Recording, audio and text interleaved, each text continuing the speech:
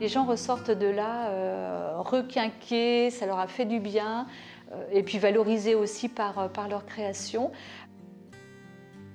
Je suis Pascale Baudin, j'habite à Melvin, à côté de Concarneau, dans le sud Finistère, et je suis carnétiste, raconteuse de nature. Et donc pour cela, je m'inspire de ce que la nature nous propose.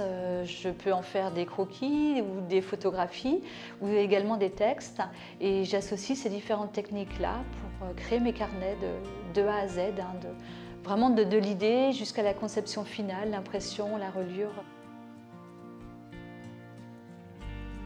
Le papier, on peut le colorer, on peut le peindre, on peut faire des collages dessus, on peut écrire, on peut découper, on peut faire des trous, on peut le plier. Donc c'est une matière qui est très intéressante pour ça. Et puis on a du papier plus épais, du papier fin qu'on peut froisser, qu'on peut rajouter aussi. On peut utiliser des transparences. Je propose également différentes personnes, que ce soit des scolaires, des groupes organisés, du grand public, de créer leur carnet de nature. Et donc là, on va en extérieur et on prend le temps d'observer, de croquer le paysage, de le dessiner.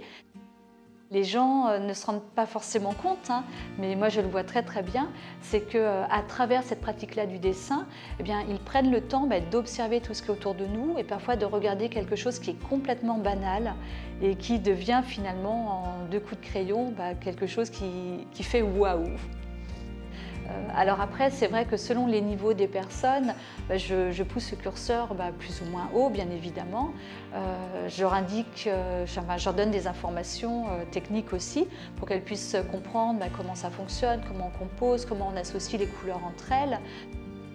Les participants me disent très souvent qu'ils ont passé un bon moment, qu'il y a eu comme un espace-temps qui s'est arrêté. Au début, ils ne le savent pas qu'ils vont vivre tout ça.